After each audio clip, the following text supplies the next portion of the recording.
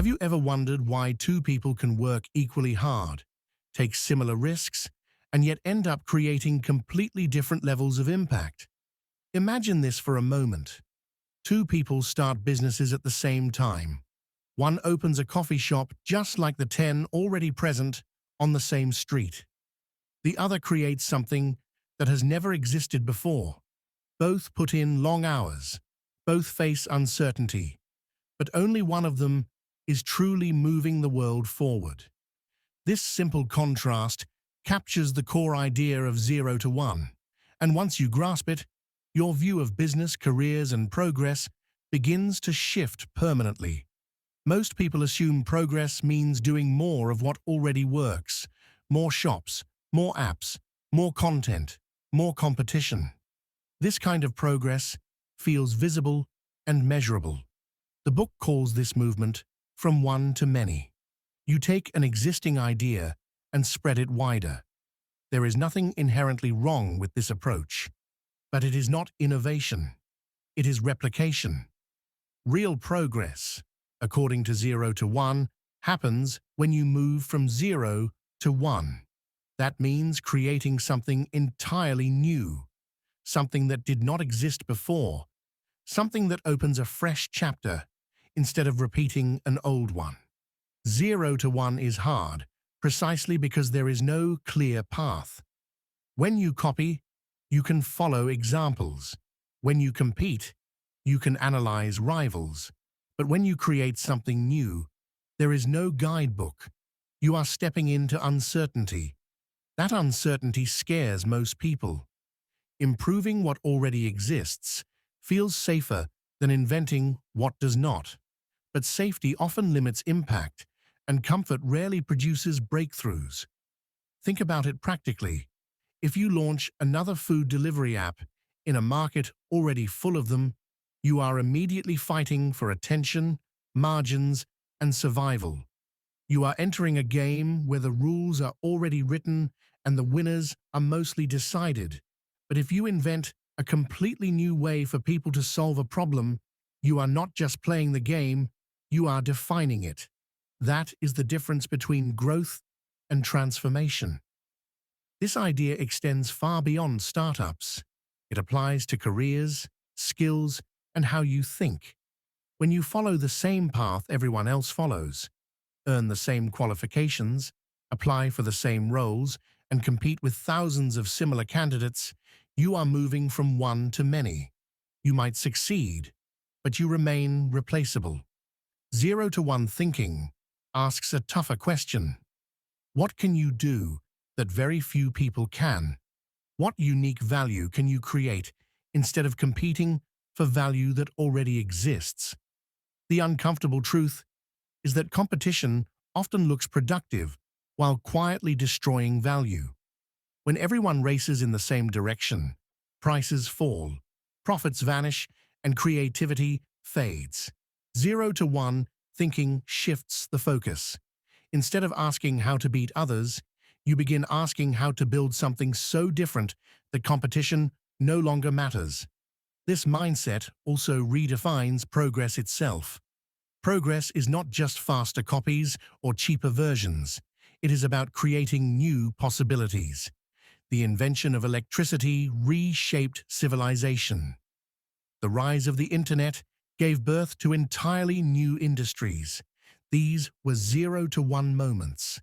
Everything that followed was expansion. When you truly understand 0 to 1, you stop chasing trends and start questioning assumptions. You stop asking what is popular and start asking what is missing.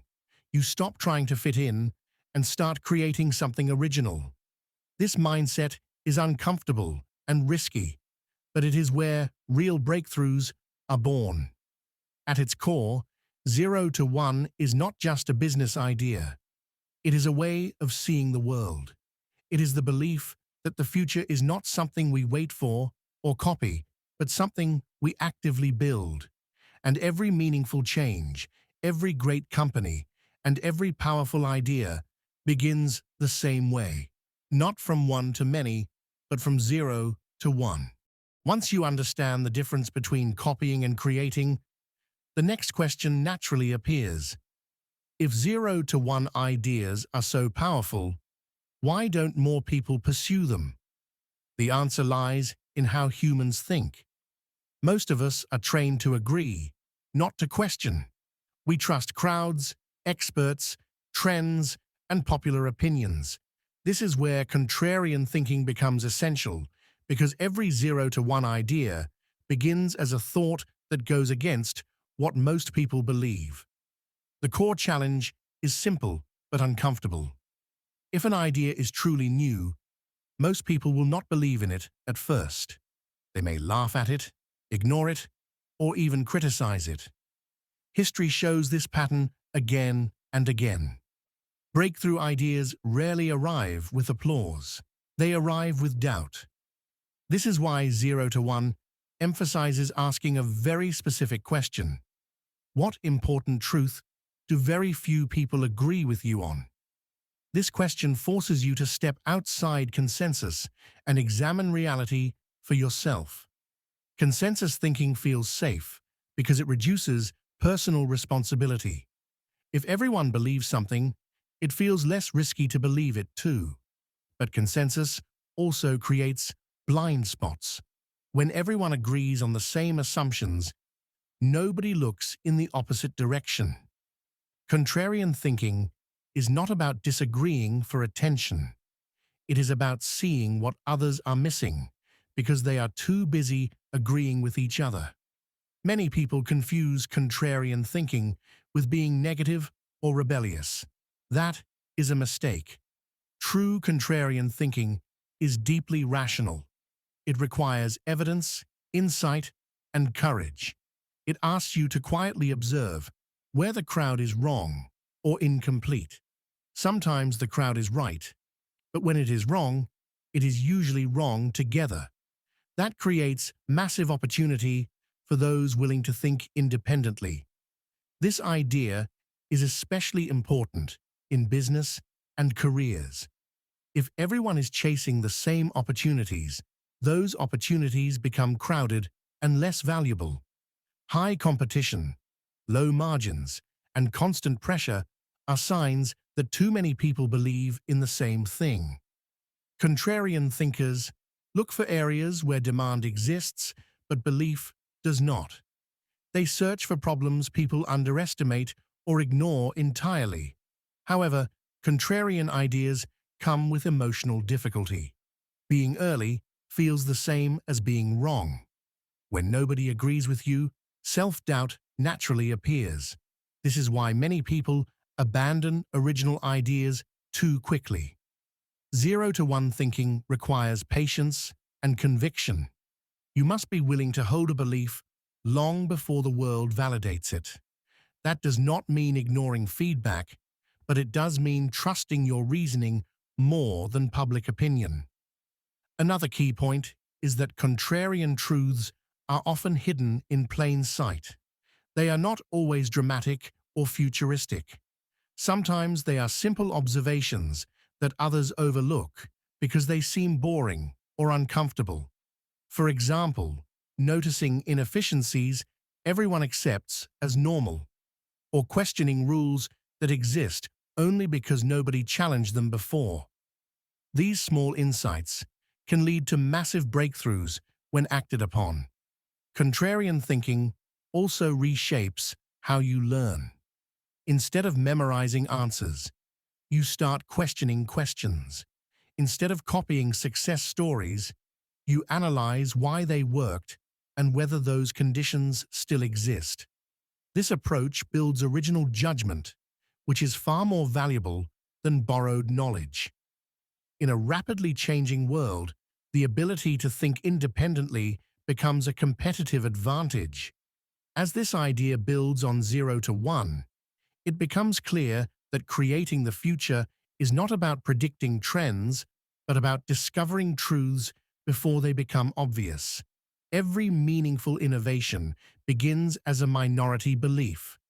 The people who shape the future are not those who follow consensus, but those who are brave enough to challenge it thoughtfully. And once you accept that, you stop waiting for permission to think differently, and you start actively searching for ideas worth believing in before anyone else does. When contrarian thinking leads you to a powerful idea, the next challenge is how you position yourself in the real world. This is where most people make a critical mistake. Instead of asking how to create something unique, they immediately ask how to compete. 0 to 1 delivers a blunt but important insight here. Competition is not a sign of success. It is a sign of failure. And the more you understand this, the more clearly you see why so many businesses struggle despite working extremely hard. Competition feels noble. It feels like effort, hustle, and ambition. Society praises it. We are taught that competition makes us better, sharper, stronger.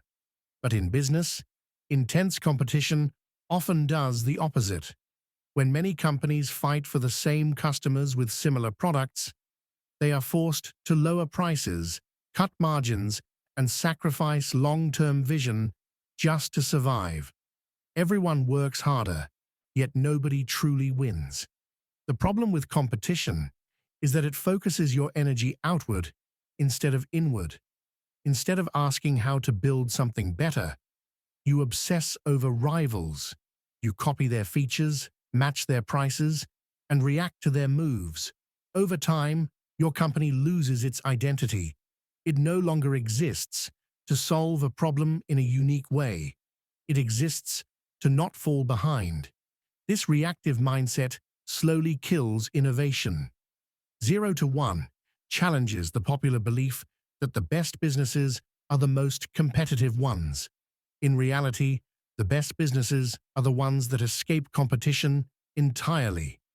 When you are truly unique, customers choose you not because you are cheaper or louder, but because you offer something they cannot get anywhere else.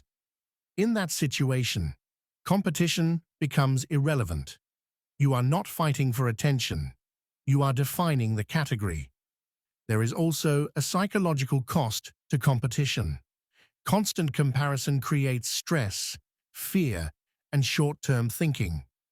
Businesses trapped in competitive markets become obsessed with quarterly numbers instead of long-term value.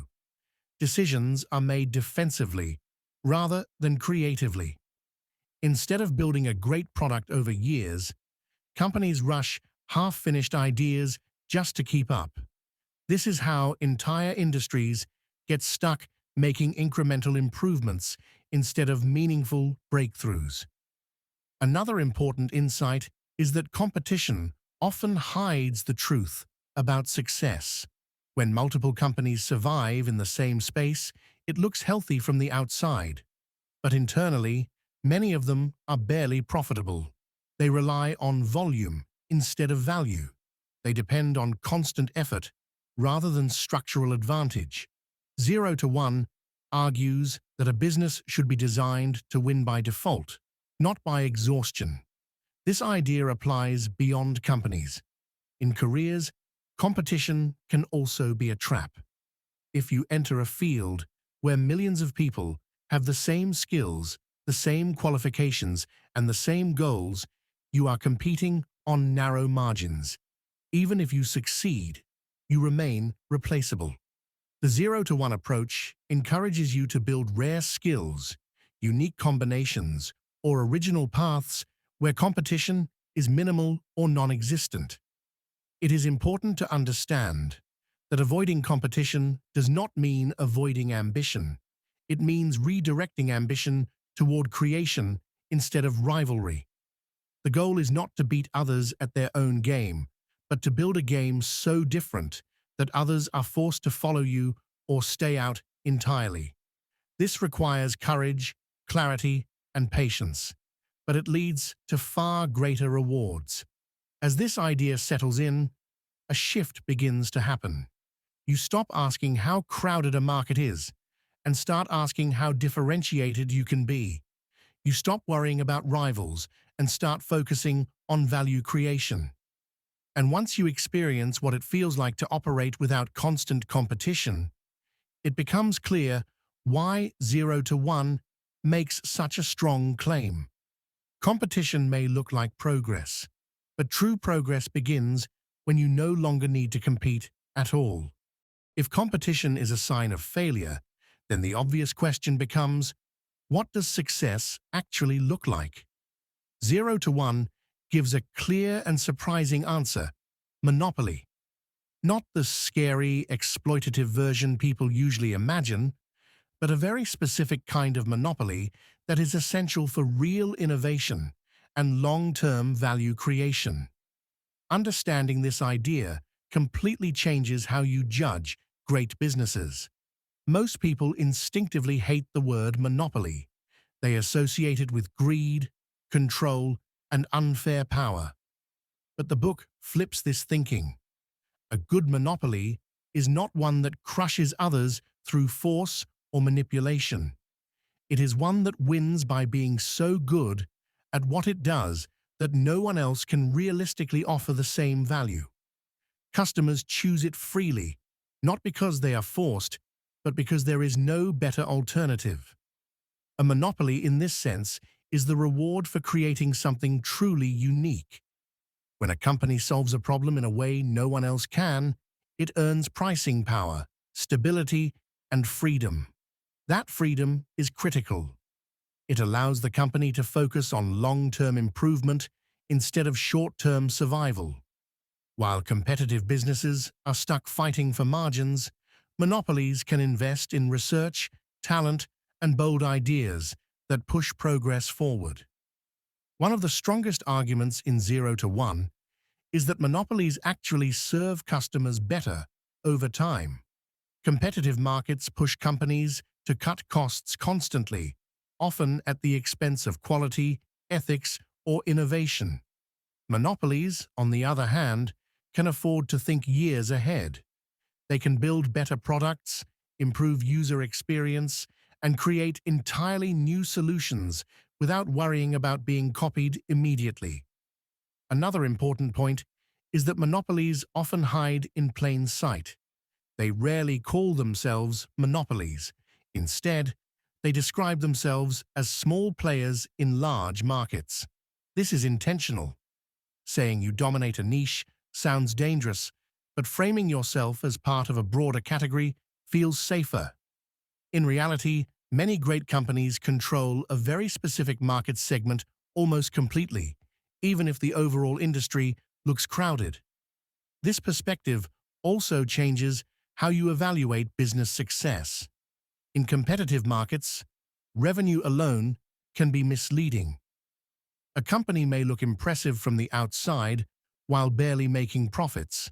A monopoly, even a small one, can be far more valuable because it generates consistent, predictable cash flows. Stability matters more than scale when it comes to long-term impact. The idea of monopoly also connects deeply with 0 to 1 thinking. You cannot copy your way into monopoly status. If others can easily replicate what you do, you are not unique enough. Monopoly forces you to ask harder questions. What am I building that cannot be replaced? What value do I offer that compounds over time instead of disappearing under pressure? On a personal level, this concept applies to individuals as well. When your skills are common, you compete. When your skills are rare and combined in a unique way, you become irreplaceable. That is a form of personal monopoly. You are not competing for opportunities. Opportunities come to you because you offer something others cannot. As the logic of 0 to 1 unfolds, monopoly stops sounding like a threat and starts sounding like a goal. Not dominance through force, but leadership through uniqueness. Not control through restriction, but influence through value creation. Once you understand this, you stop chasing crowded spaces and start designing paths where you can stand alone. And that is exactly where 0 to 1 progress begins to show its true power. Once the idea of a monopoly is no longer seen as something evil, but as something earned, the next logical question is how such a position is actually built. 0 to 1 does not treat monopoly as luck or accident. It breaks it down into clear patterns that explain why some businesses become untouchable while others remain vulnerable forever. These patterns reveal that monopolies are designed, not discovered. The first and most powerful path is proprietary technology. This is not about being slightly better, but dramatically better. The book emphasizes a simple rule. Your product should be at least 10 times better than the closest alternative in some meaningful dimension. That difference could be speed, cost, convenience, or capability. Small improvements can be copied. Big leaps cannot. When your technology solves a problem so effectively that switching feels irrational, you begin to separate yourself from competition. The second path is network effects. A product with network effects becomes more valuable as more people use it. Social platforms are the easiest example, but the idea goes deeper than that. When users themselves create value for other users, the business gains momentum that is extremely difficult to stop. New competitors face a cold start problem because they are empty, while the existing network is alive and active. Over time, this creates a self-reinforcing advantage that grows stronger with scale. The third path is economies of scale. Some businesses become stronger simply because they are large. As they grow, their cost per unit decreases, allowing them to operate more efficiently than smaller competitors. This advantage compounds slowly, which is why it is often underestimated early on. Startups that understand this design their operations in a way that rewards growth rather than punishes it. Once scale is achieved, catching up becomes nearly impossible for newcomers. The fourth path is branding, but not in the superficial sense. Branding here means becoming a symbol of trust, quality, or identity in the minds of customers. A strong brand is not built through advertising alone. It is built through consistent experience over time. When people associate a brand with a specific feeling or standard, alternatives feel inferior, even if they are technically similar. This emotional connection creates loyalty that competitors struggle to break. What makes these four paths powerful is that they often work together.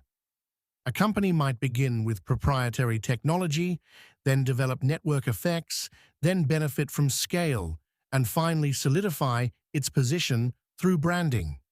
The strongest monopolies usually combine more than one of these advantages, creating layers of protection around their core business. 0 to 1 also warns that many startups misunderstand these ideas. They focus too much on short-term traction and too little on long-term defensibility. Early growth can feel like success, but without a monopoly foundation, that growth is fragile.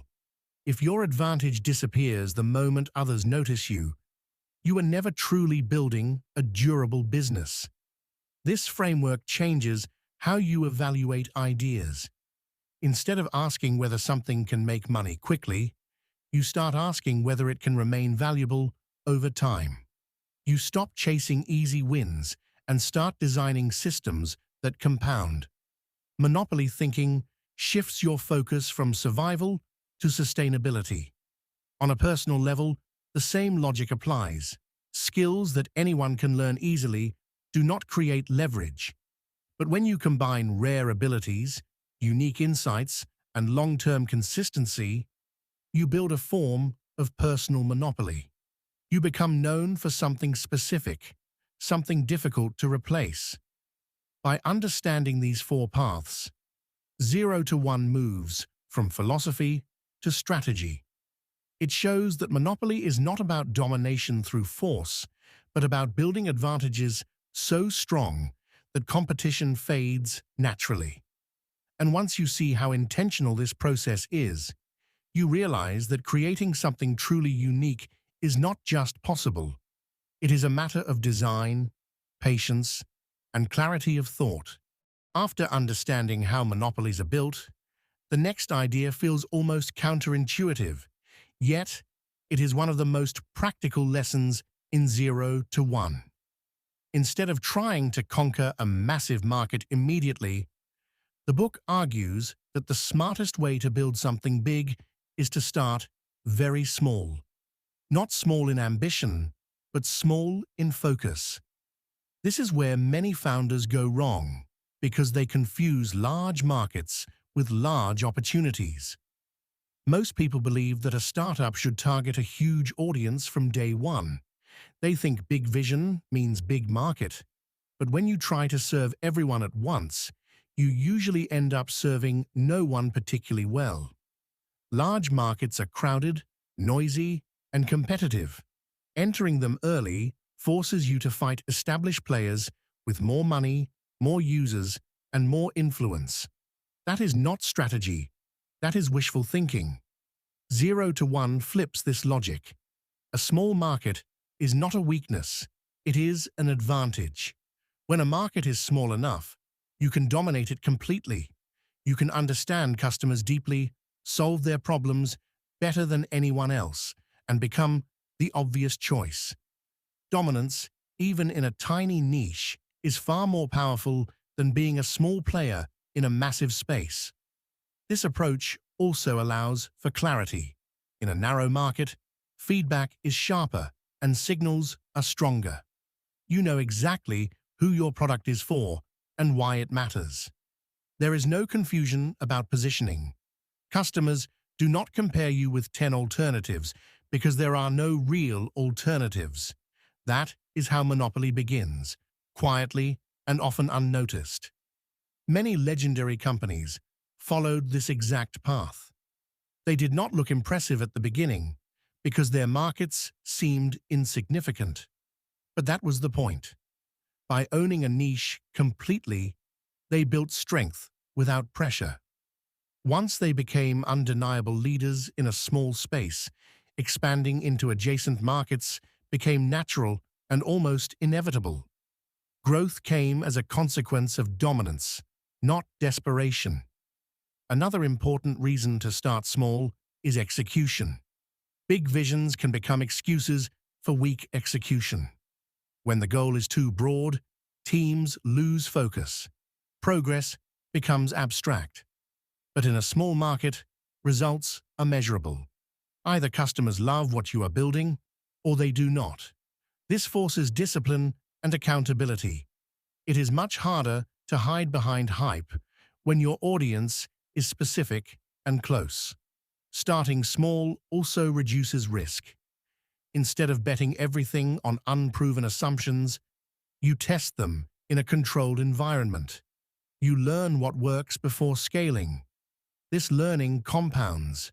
When expansion finally happens, it is guided by real understanding rather than guesswork. That is how companies grow intelligently instead of collapsing under their own ambition. This idea applies beyond startups. In careers, trying to be good at everything often leads to being exceptional at nothing.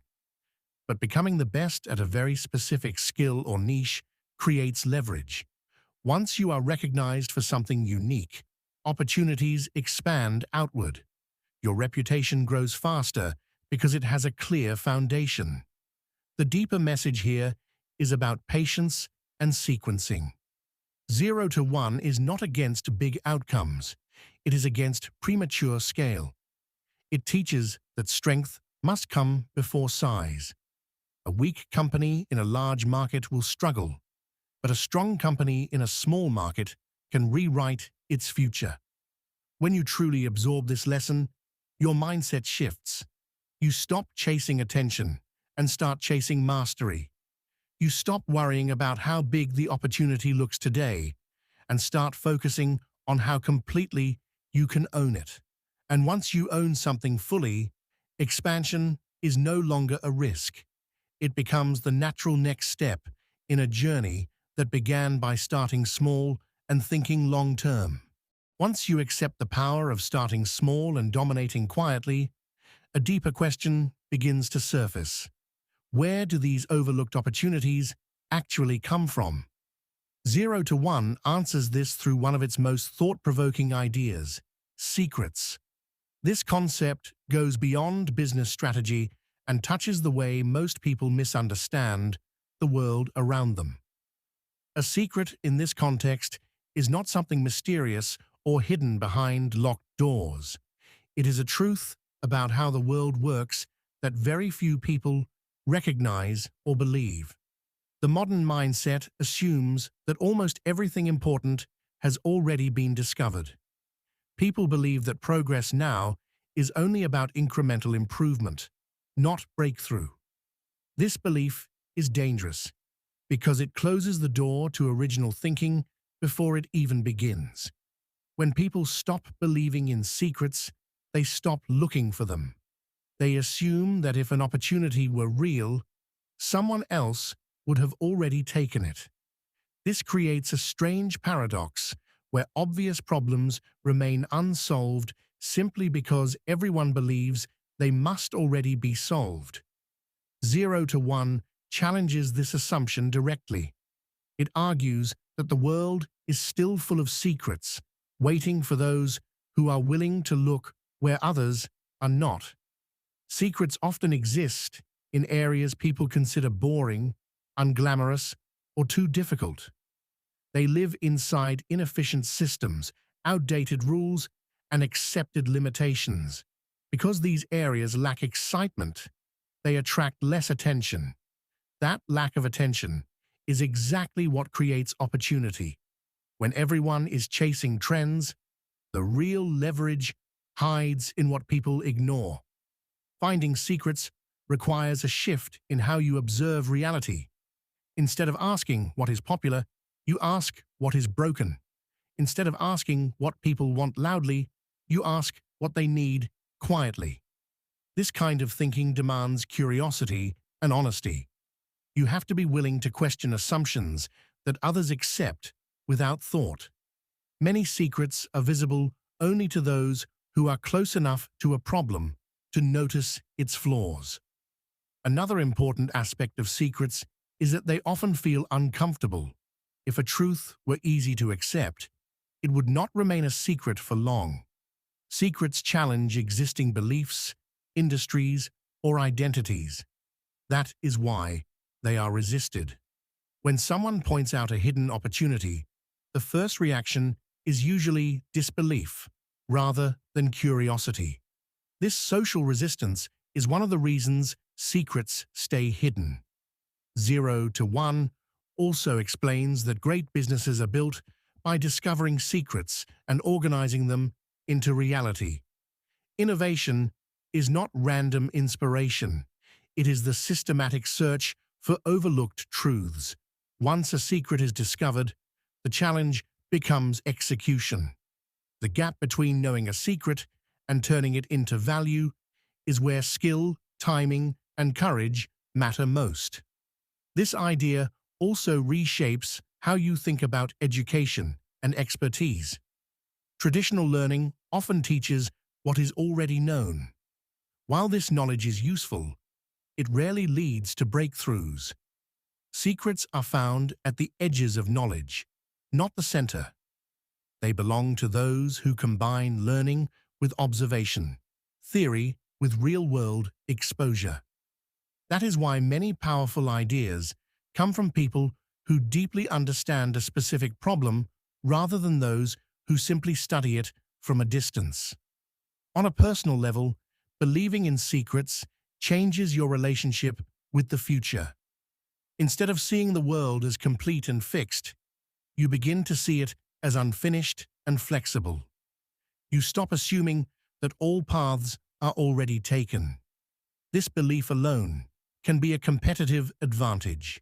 While others wait for instructions or trends, you begin searching for truths that have not yet been widely accepted. As 0 to 1 builds its argument, secrets become the bridge between thinking differently and building something valuable. They are proof that originality is still possible. The future does not belong only to those with more resources or better connections. It belongs to those who believe that hidden opportunities still exist and are willing to search for them patiently, thoughtfully, and before anyone else does. Once you begin to believe that secrets still exist, the next realization is that not all progress is created equal. Some changes simply spread what already exists, while others fundamentally reshape how the world works. This distinction is crucial in 0 to 1, because it explains why certain eras feel transformative while others feel stagnant despite constant activity. The book separates progress into two types. The first is expansion, where existing ideas are copied and distributed more widely.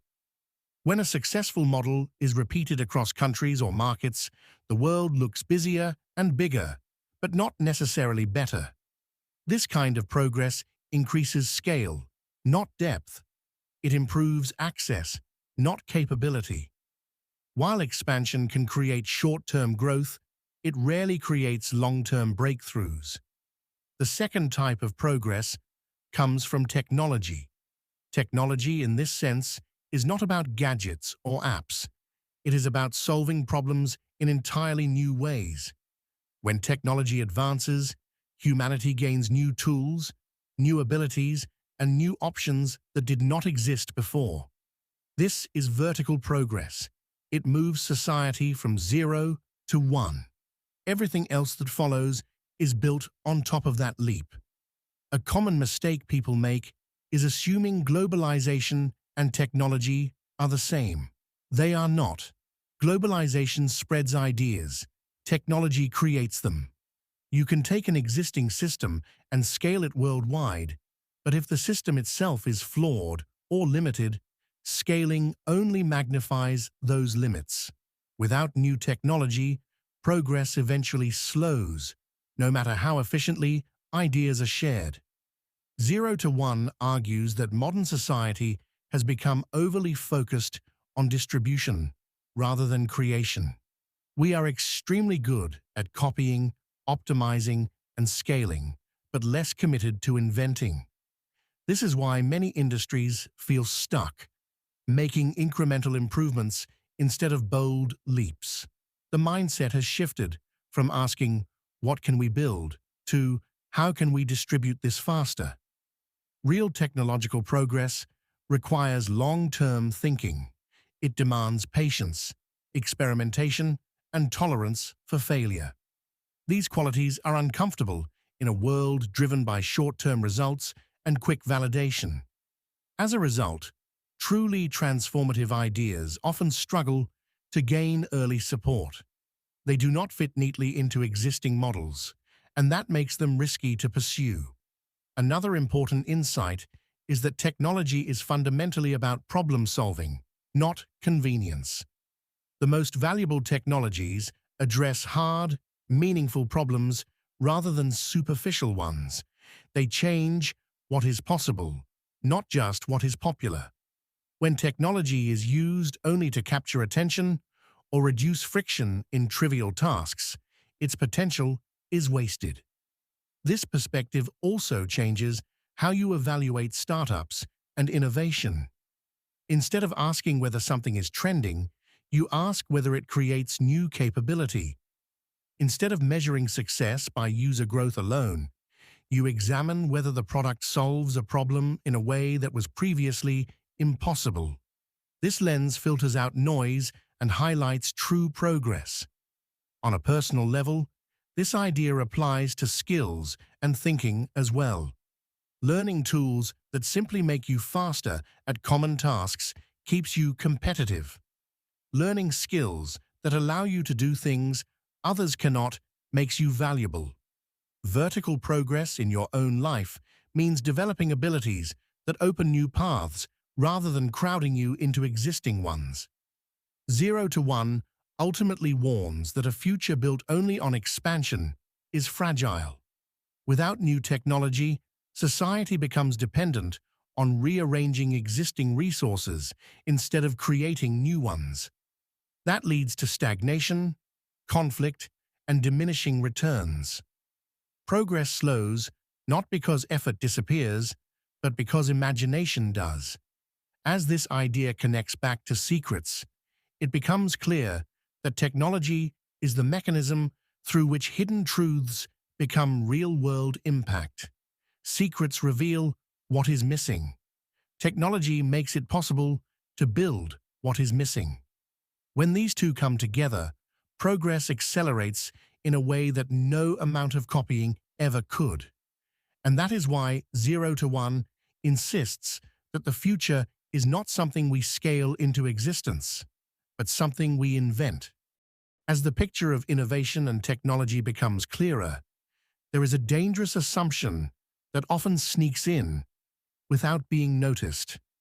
Many people start believing that if something is truly new and valuable, it will automatically succeed. 0 to 1 strongly disagrees with this belief.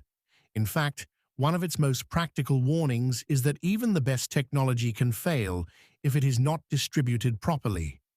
Creation alone is not enough. How something reaches people matters just as much as what is being built. There is a popular myth, especially among builders and creators, that a great product sells itself. This sounds logical and comforting, but reality is far harsher.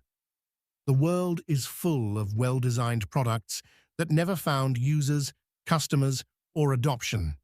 Not because they lacked quality, but because no one knew how to bring them to the market effectively. Distribution is not a side activity. It is a core function of any successful business. 0 to 1 highlights that many startups underestimate sales and marketing because they feel uncomfortable or manipulative. Engineers and creators often prefer building to selling. They assume selling is somehow inferior or unnecessary. This mindset is dangerous. If you do not actively shape how your product reaches people, chance will do it for you. And chance is rarely kind to startups. Distribution takes many forms. It can be direct sales, partnerships, viral loops, content, branding, or long-term relationships. What matters is not the label, but whether the channel is repeatable and scalable. A one-time spike in attention is not distribution. Sustainable growth comes from systems that work consistently over time, even when excitement fades. Another critical insight is that distribution should be designed alongside the product, not added later as an afterthought. When companies build something without a clear path to users, they often struggle to retrofit sales strategies that do not align with the product's nature. The strongest businesses are those where the product and distribution reinforce each other naturally. The way the product spreads feels almost inevitable. 0 to 1 also emphasizes that small differences in distribution effectiveness can create massive differences in outcomes. Two companies with similar products can have radically different results based on how they reach customers. One may quietly disappear, while the other dominates the market. This gap is often invisible from the outside, but it is decisive on the inside. There is also a long-term aspect to distribution that many overlook. The goal is not just to acquire customers, but to keep them. Retention, trust, and habit are forms of distribution that compound over time. When users stay and advocate naturally, growth becomes smoother and more resilient. This is far more powerful than constantly chasing new attention. This idea connects deeply with monopoly thinking. A company with strong distribution has leverage. It does not rely on luck or virality alone. It controls its connection to customers. That control creates stability and makes competition even harder. New entrants may copy the product, but they struggle to replicate the channels and relationships that took years to build. On a personal level, distribution applies to ideas and skills as well. Talent that is invisible has limited impact. Knowing how to communicate value, build networks, and position yourself is part of creating leverage. Execution without exposure often leads to frustration, not success.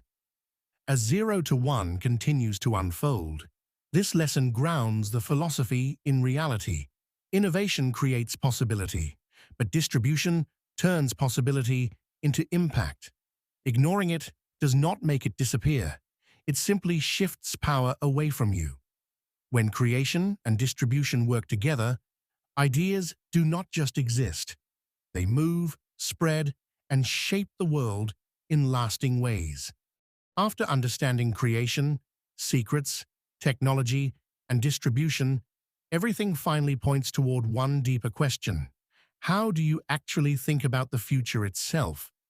0 to 1 ends on this mindset shift, because without it, all the strategies discussed earlier fall apart.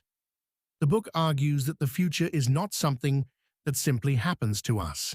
It is something that can be designed, but only by people who believe that planning and conviction still matter. Most people today are optimistic, but in a very passive way. They believe the future will somehow be better, but they have no clear idea how or why. This is what the book describes as indefinite optimism. People expect improvement, yet they rely on luck, trends, or institutions to make it happen. They adapt, react, and follow, but they do not build with intention. This mindset leads to comfort, not progress. In contrast, definite optimism is the belief that the future can be better because you have a specific plan to make it better. This is the mindset behind every meaningful 0 to 1 breakthrough. Definite optimists do not wait for clarity. They create it. They commit to a vision even when outcomes are uncertain. Instead of diversifying effort to stay safe, they concentrate effort to build something meaningful. This difference explains why great founders and innovators think so differently from the average person. They are not just hopeful, they are deliberate. They believe tomorrow can be different from today, and they are willing to take responsibility for shaping it. This belief is uncomfortable because it removes excuses. If the future is not improving, it is not because it is unknowable, but because no one is building it properly. 0 to 1 argues that modern society has slowly drifted away from definite thinking. Education trains people to follow clear paths laid out by others. Careers reward predictability more than originality.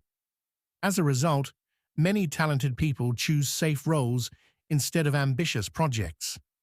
The irony is that this collective caution creates stagnation, even though individual effort remains high. This idea ties everything together.